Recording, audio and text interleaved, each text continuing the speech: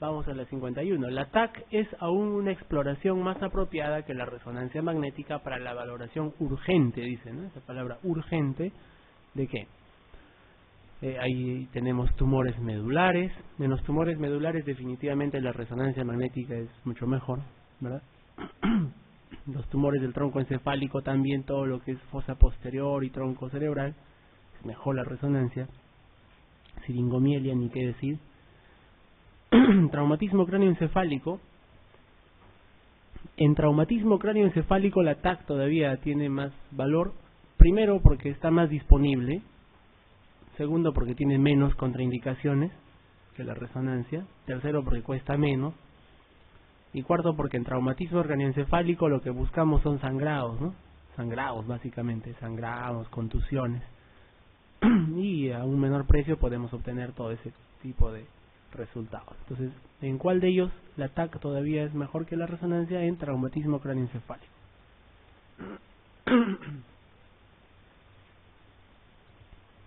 52. ¿Cuál es la consecuencia del aumento de la frecuencia de descarga de los barorreceptores del seno carotídeo? Los barorreceptores, como su nombre dice, barorreceptores suelen detectar cambios de la presión arterial, ¿ya? Vamos a empezar hablando de la bajada de la presión arterial. Si baja la presión arterial es detectado por los barorreceptores cuando baja la presión, ¿no? Y los barorreceptores empiezan a descargar con menos frecuencia. Esto activa la vasoconstricción generalizada del cuerpo, ¿no? A través de la secreción de vasopresina y de la activación del eje renina-angiotensina-aldosterona. Pero al revés, cuando hay presión arterial elevada, los barorreceptores empiezan a aumentar en su descarga y lo que producen es lo contrario, ¿no? Empiezan a producir vasodilatación, tanto venosa como arterial, para intentar disminuir esta presión arterial elevada, y empiezan a producir disminución de la frecuencia cardíaca, ¿no? Y también suelen producir disminución de la fuerza de contracción cardíaca, todo con el objetivo de bajar la presión arterial. Entonces dice, activación del centro vasoconstricción del bulbo. Dijimos que la activación de los barorreceptores más bien lo que hacen es causar vasoconstricción, ¿no? Vasodilatación, no constricción. B, dice inhibición del centro parasimpático vagal, eso no tiene nada que ver. C, vasoconstricción arteriolar, y D, vasoconstricción venosa. Estamos diciendo que suele producir más bien vasodilatación de ambos lechos. Y la E, disminución de la frecuencia cardíaca, es la respuesta correcta.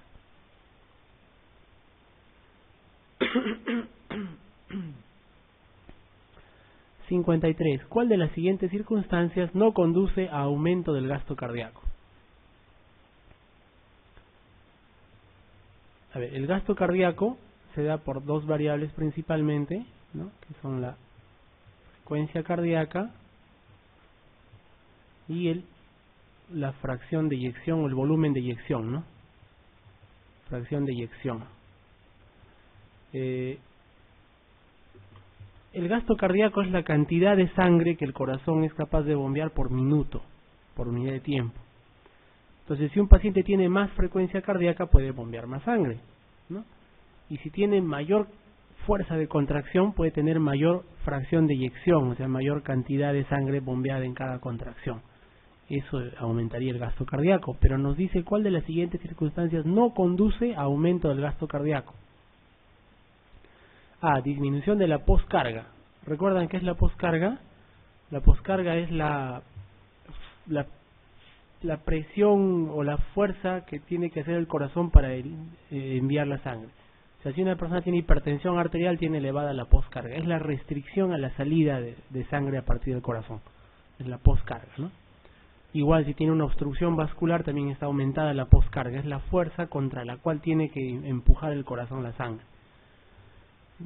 La disminución de la poscarga, imaginemos que se puede dar por vasodilatación, ¿no? Eso aumentaría el gasto cardíaco.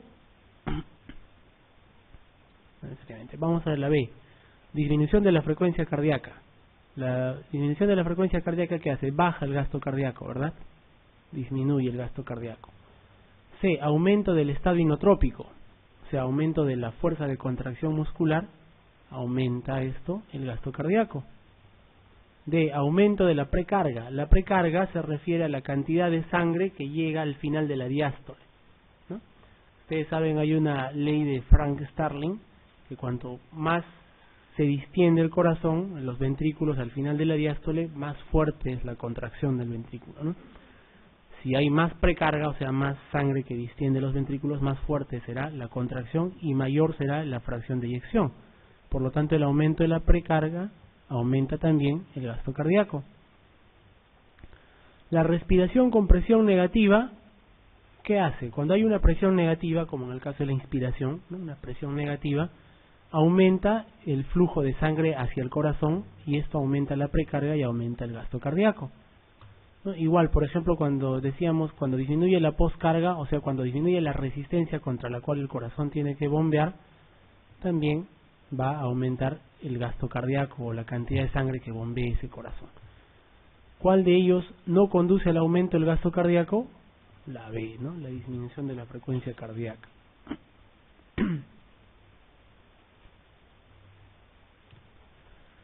54. El nodo sinusal es el marcapasos fisiológico del corazón. ¿Por qué?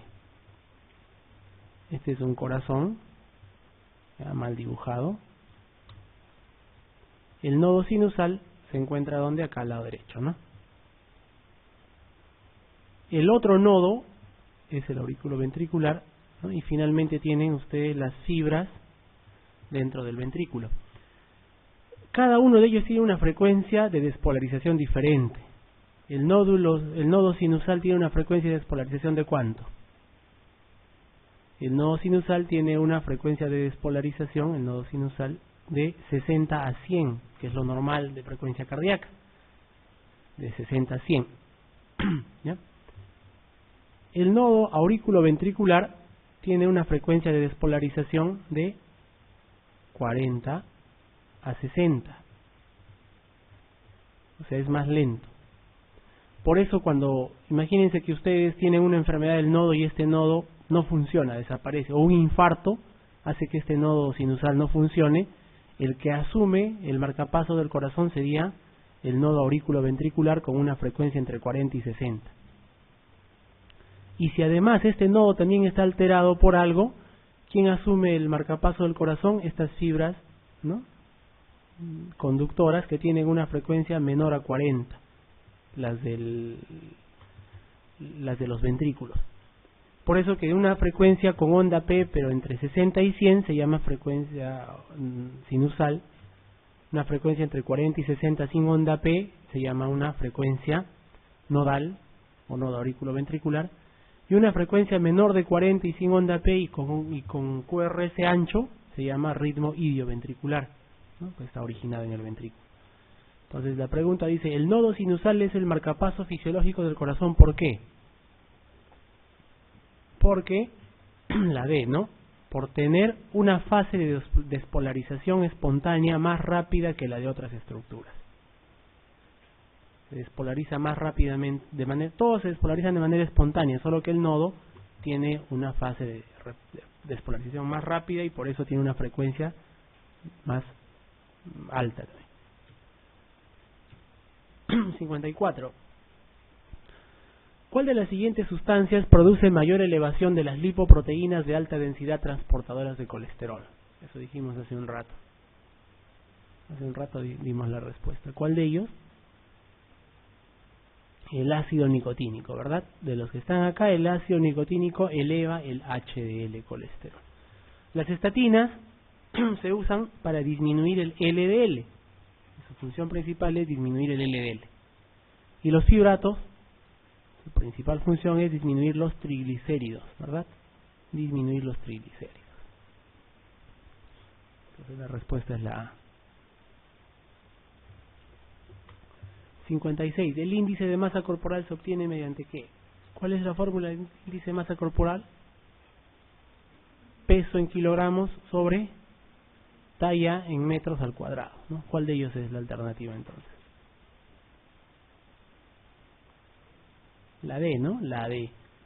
Aquí el peso está medido en kilogramos y aquí la altura está medida en metros cuadrados porque la altura se eleva al cuadrado, ¿no? Entonces, peso sobre altura.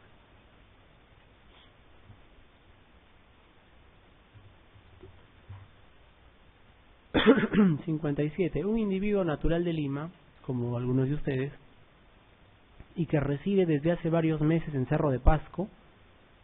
¿Cuántos metros sobre el nivel del mar es Cerro de Pasco?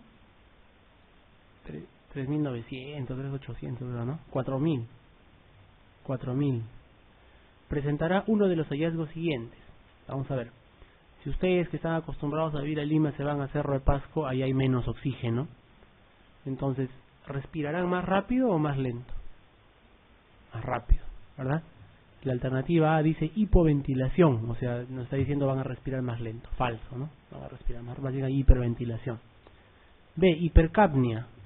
Si ustedes empiezan a respirar más rápido, barren el CO2 y no hay hipercapnia, más bien puede haber hipocapnia, normocapnia o hipocapnia, también es falso. C, acidosis respiratoria, o sea, hipercapnia, retención de CO2. Estamos diciendo que no, ¿verdad?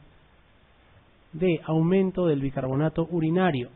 Esto sí puede ocurrir, ¿no? Puede aumentar el bicarbonato urinario en los pacientes que bajan a la altura. E, disminución de la capacidad de transporte de oxígeno tampoco, ¿no?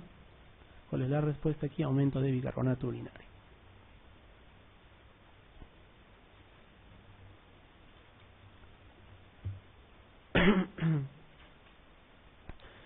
Los mecanismos que ha desarrollado el ser humano para adaptarse a la altura son diferentes en diferentes partes del mundo. Por ejemplo, los Himalayas, ¿no? Que también son un pueblo que vive en altura igual que los andinos que vivimos en altura, tienen diferente manera de adaptación. Los Himalayas se han adaptado mediante la hiperventilación. Ellos respiran más rápido. Y si tú agarras una persona que vive en altura y lo bajas a nivel del mar, sigue respirando más rápido. ¿No? Esa es su forma de adaptación. En cambio, los andinos nos hemos adaptado no respirando más rápido, sino produciendo más hemoglobina. Nos producimos más hemoglobina. Esa es una diferencia importante, ¿ya? Por si acaso.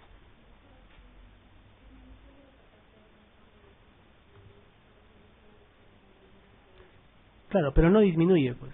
O sea, se mantiene igual. Su capacidad de transporte de oxígeno no disminuye. Se mantiene igual de la persona que sube a la altura. Hay menos oxígeno en el ambiente, sí, pero la capacidad de uno de transportar oxígeno no disminuye. 58. La prevención de caries por el flúor se debe a qué? A ver, ¿quién de ustedes sabe? ¿Qué hace el flúor en los dientes? Dice que evita inhibe la enzima enolasa bacteriana, ¿no? La enolasa es la que degrada el esmalte, me parece, y luego causa las grietas de las caries. 59. La hipercoagulabilidad sanguínea, el daño endotelial y la disminución del flujo sanguíneo conforman en el conjunto la denominada triada de Charcot, síndrome de Hoffman, triada de Virchow, disartria con disfagia o desplazamiento del lóbulo hacia el lado sano. ¿Qué conforman esos tres? Cuando nosotros hablamos de trombosis venosa profunda o trombosis en general, debemos tener en cuenta que hay tres factores que pueden producir la trombosis, o la combinación de los tres o uno de ellos bastante intenso, ¿no? Primero puede haber hipercoagulabilidad sanguínea, ¿no? O sea, la sangre puede ser más coagulable que lo normal. Esto, por ejemplo, es frecuente en los pacientes que tienen cáncer, ¿no? Como síndrome paraneoplásico, la sangre es más hipercoagulable. Segundo, puede haber un daño endotelial. Ahí donde hay daño endotelial se empiezan a formar coágulos, obviamente, ¿no? Donde hay remolinos endoteliales, traumatismos, etc. Y tercero, cuando el flujo sanguíneo es disminuido y hay éstasis sanguínea, también se tiende a coagular esa sangre y a formar trombosis. Entonces, esta triada de hipercoagulabilidad sanguínea, daño endotelial y disminución del flujo sanguíneo son la triada que genera las trombosis. Y en conjunto se denomina triada de ¿qué? De Virchow, ¿no? Triada de Virchow.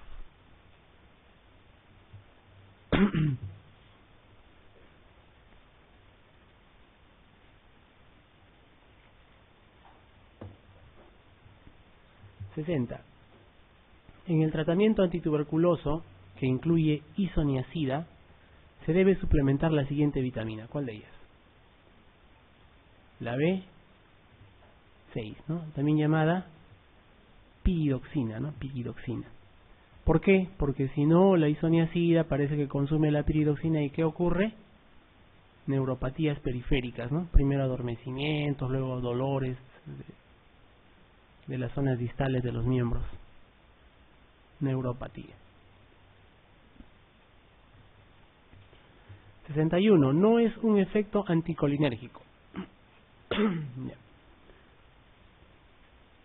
Para esto tenemos que empezar nosotros describiendo cuál es el efecto colinérgico, ¿ya? Más fácil va a ser así. Cuando una persona se toma un veneno, un carbamato, un raticida, ¿no? Por ejemplo, que es lo más frecuente, ¿cómo viene esa persona? Viene con cialorrea, ¿no? O sea, viene, inclusive dice, dale veneno al perro y muere botando espuma, ¿no? Si la persona viene así con cialorrea, pero no solo es la cialorrea, sino que aumentan las secreciones de todas las mucosas. También hay aumento en la secreción bronquial, tiene roncantes, sibilantes.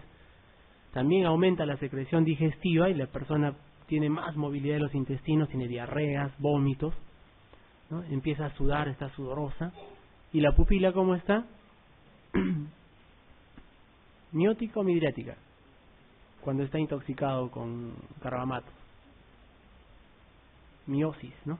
Está chiquita la pupila, chiquita. ¿Ya? Y la frecuencia cardíaca usualmente está un poco baja, ¿no? Entonces, ¿qué le damos nosotros de antídoto?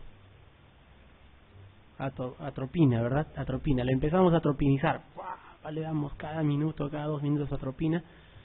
Y de lo que estaba en un síndrome colinérgico lo llevamos al otro extremo, al síndrome anticolinérgico. Y eso es lo que nos va a preguntar acá, ¿no? Entonces, el síndrome anticolinérgico es todo lo contrario. ¿Hasta cuándo se da la atropina? Ahora se da pues hasta que las pupilas mejoren, etcétera, ¿no? Pero antes los antiguos decían dale atropina. ¿Hasta cuándo? Hasta que el paciente tenga 3 cosas, dice, ¿no? Hasta que esté seco como un cartón, así decían, rojo como un tomate y loco como una cabra, ¿no? Eso, los viejitos decían así. Entonces, ¿qué significa? Que si tú le das mucha atropina, el paciente va a secar todas sus mucosas, le hace sacar la lengua, va a estar seca, como acartonada, seca, ¿no? Segundo, rojo como un tomate, empieza a haber vasodilatación periférica y con enrojecimiento de la piel, ¿no? También efecto anticolinérgico. Y tercero, loco como una cabra, el paciente empieza a tener alucinaciones, ¿no? Que lo tienen que amarrar a la cama. Alguna vez hemos visto eso, ¿no? Se pasa la atropina y el paciente ya lo tienen que amarrar, y es así, ¿no? Y obviamente las pupilas se dilatan. ¿Y qué más sucede? Aumenta la frecuencia cardíaca, ¿no? La atropina aumenta la frecuencia cardíaca. Inclusive la atropina se usa en bloqueos cardíacos, en bradicardias, ¿no? Para aumentar la frecuencia cardíaca. Todo eso es síndrome, ¿no? Anticolinérgico, ¿no? Atropina, la atropina produce entonces síndrome anticolinérgico, ¿no? Anticolinérgico. Entonces, acuérdense, la A de atropina con la A de anticolinérgico. Ya. Muy bien. No es un efecto anticolinérgico, dice. A ver. O sea, no puede ser producido por la atropina. ¿Estreñimiento puede producir? Sí. Retención urinaria también. Taquicardia también. Empeoramiento del glaucoma de ángulo cerrado. Sí, como les dije, hay dilatación de la pupila con la atropina. Y los que tienen glaucoma de ángulo cerrado ya fueron porque el ángulo se hace más pequeño, ¿no? Pero no produce cialorrea. ¿La cialorrea qué es? Es un efecto del síndrome colinérgico, lo contrario, ¿verdad? El que se toma carbamato viene con cialorrea. Cuando le das atropina, lo secas. Entonces el efecto anticolinérgico está producido por la atropina.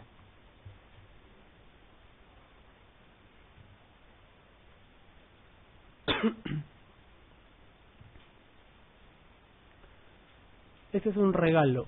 Uno de los siguientes es diurético inhibidor de la anhidrasa carbónica. ¿Cuál es? La acetazolamida, ¿no? Inhibe la anhidrasa carbónica y se suele usar ¿en qué? En alcalosis metabólicas, ¿no? 63. ¿cuál de las siguientes variables no es característica del síndrome metabólico? Ustedes agarran su computadora y googlean síndrome metabólico, ¿no? Y va a haber varios criterios ahí. Uno de los que más se sigue es de la Asociación Americana de Cardiología en 2005, 2006 si no me equivoco, donde da unos criterios que son, por ejemplo, resistencia a la insulina, hipertensión arterial, obesidad central, ¿no?, o abdominal. Y en cuanto a los lípidos, nos habla de descenso del colesterol HDL, se disminuye el colesterol bueno, y aumento de triglicéridos. Pero en ningún momento nos habla del aumento del colesterol ligado a lipoproteínas de baja densidad. Entonces este no está dentro de las características de lo que se llama síndrome metabólico. ¿Ya?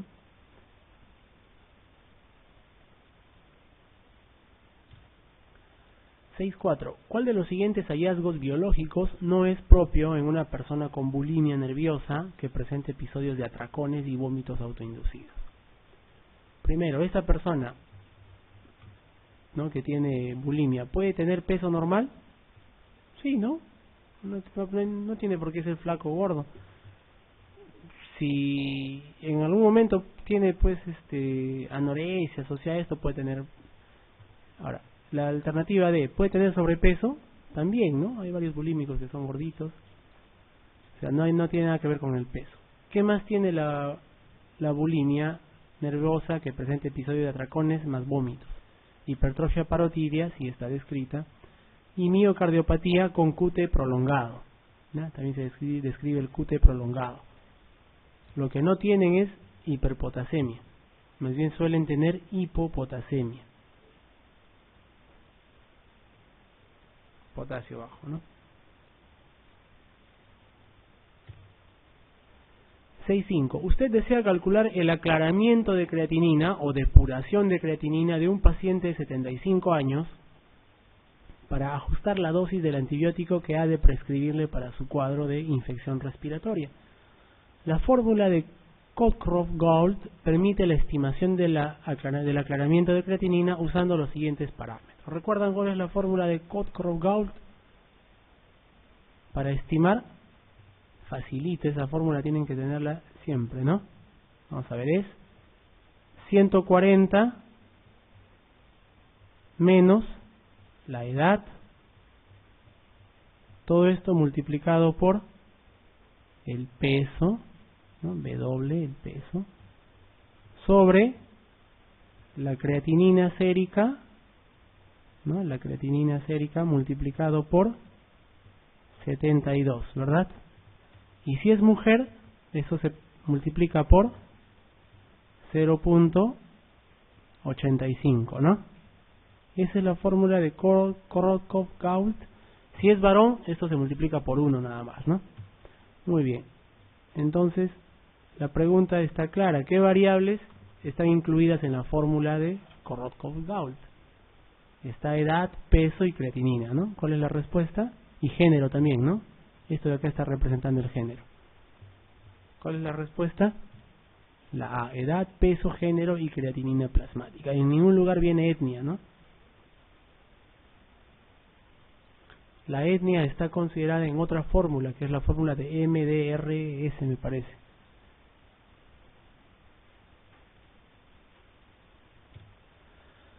(66) En una nefrona, la nefrona es la unidad funcional de los riñones, que consta de glomérulo y sus túbulos. En una nefrona, el 60% del cloruro de sodio es reabsorbido, ¿dónde? O sea, casi todo el cloruro de sodio que pasa al filtrado, por el filtrado glomerular, ¿dónde es reabsorbido? En los túbulos contorneados proximales, ¿no? Ahí se reabsorbe el 60% de sodio, 100% de la glucosa, el 100% de los aminoácidos, o 90 y tantos por ciento de aminoácidos, se reabsorbe bicarbonato, se reabsorbe casi todo lo que pasa, ¿ya? Túbulo proximal, túbulo contorneado proximal. 6.7. ¿Cuál de los siguientes cambios ocurre habitualmente en las personas ancianas y modifica la farmacocinética de los medicamentos? A ver. Dice aumento de volumen plasmático. ¿Ocurre en los ancianos aumento del volumen de la sangre, del volumen plasmático? No, más bien ocurre lo contrario, ¿no? Disminuye un poco todo el agua corporal y también disminuye un poco el volumen plasmático. B. Disminución del pH o acidificación gástrica. El estómago de los viejitos, ¿cómo es? No se acidifica bien, más bien es un poco menos ácido que el nuestro, es más alcalino y por eso también no pueden digerir bien los alimentos, ¿no? Falso la B. C. Aumento de la motilidad gastrointestinal. Falso, la mayoría de viejitos anda estreñido y con dispepsia, ¿no? Disminución, más bien falso también la C. D. Disminución de la albúmina sérica. Muchos viejitos disminuyen su albúmina sérica por todo lo que estamos diciendo, ¿no? No comen bien, no mastican bien, el estómago no es tan ácido y los intestinos pierden su motilidad, todo eso les puede crear malabsorción. E. Aumento del filtrado glomerular. En los viejitos más bien hay disminución del filtrado glomerular. Entonces, de los que están acá, ¿cuál modifica la farmacocinética de los medicamentos? La disminución de la albúmina sérica.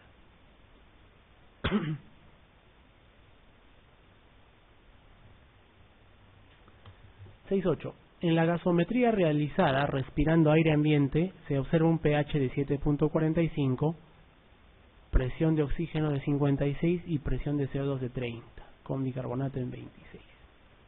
Muy bien. Como habíamos dicho, a ver, primero, pH 7.45 está un poquito elevado, ¿no? Casi a punto de salirse del rango normal. Podemos catalogarlo como alcalemia, ¿no? Leve, casi no hay alcalemia. El oxígeno en 56 nos marca una hipoxemia, una insuficiencia respiratoria hipoxémica o tipo 1, ¿verdad? La presión de CO2 en 30 está disminuida, lo normal es 40 más menos 5. Entonces, si aquí hay en el pH hay alcalemia y en la PCO2 hay alcalosis respiratoria, ¿de qué estamos hablando? Que el trastorno primario es una alcalosis respiratoria. Y el bicarbonato está un poco elevado, ¿no? En 26. Bueno, lo normal es 24 más menos 2, o sea que está ligeramente elevado. Esta es una alcalosis respiratoria más hipoxemia, ¿no? Pero la alcalosis respiratoria está compensada. ¿Por qué está compensada? Porque el pH no se está yendo más allá de sus límites normales. ¿Cuál es la alteración gasométrica entonces? La A, insuficiencia respiratoria hipoxémica con alcalosis respiratoria compensada.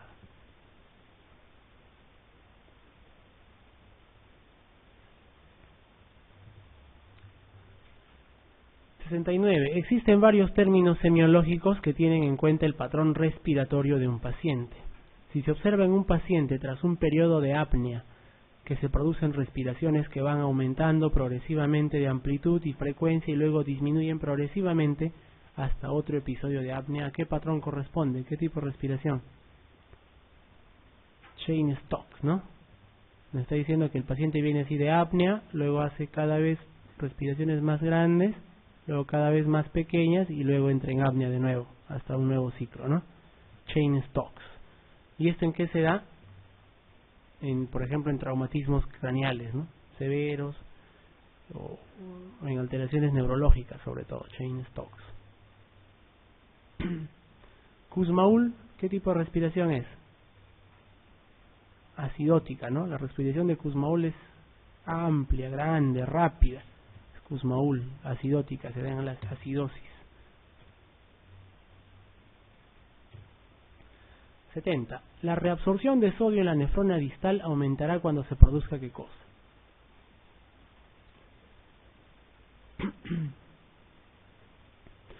Miren, aquí básicamente lo que nos están preguntando es indirectamente por la acción de la aldosterona. Si ustedes recuerdan, la aldosterona, ¿dónde se produce? Se produce en las suprarrenales, ¿no? En la glándula suprarrenal, en la corteza de la glándula suprarrenal, la aldosterona. Y hay dos condiciones que hacen que se produzca más aldosterona. Una de ellas es la activación del eje renina-angiotensina-aldosterona, que puede ser activado por la caída de la presión arterial, ¿no? Por ejemplo, pérdidas sanguíneas o estrés. Y la otra forma de que se secrete aldosterona es por la hiperpotasemia. Cuando una persona empieza a tener potasio alto, el potasio directamente induce a la glándula suprarrenal a generar y secretar más aldosterona. ¿Por qué? La aldosterona tiene dos funciones. Primero, que la aldosterona funciona en la nefrona distal, tal y como dice acá, en los túbulos distales. ¿Ya? ¿Qué hace la aldosterona? Es efectiva para reabsorber sodio y excretar potasio. Eso es la función de la aldosterona, nada más. En la nefrona distal reabsorbe sodio y excreta potasio. Por eso, cuando hay una caída en la presión arterial, la aldosterona va a tratar de reabsorber sodio y junto con ese sodio que reabsorbe ingresa agua de nuevo, o sea, reabsorbe sodio más agua. Y cuando hay una elevación del potasio, la aldosterona lo que va a hacer es eliminar potasio. Entonces la pregunta de nuevo, ¿la reabsorción de sodio en la nefrona distal aumentará cuando se produzca qué? A, un aumento en la osmolaridad plasmática, no tiene nada que ver. B, un aumento del volumen de plasma, más bien al contrario, una disminución de volumen de plasma es lo que activa el eje renina-angiotensina-aldosterona. C, un incremento de la concentración de sodio en plasma, no, ¿verdad? La aldosterona reabsorbe sodio, pero el incremento de sodio no tiene nada que ver. D, un aumento en la presión arterial media, más bien al contrario, una disminución. Y la E dice, un incremento de la concentración de potasio en plasma, sí, porque esto de acá estimula a la secreción de aldosterona. Y la aldosterona reabsorbe sodio y excreta potasio en la nefrona distal.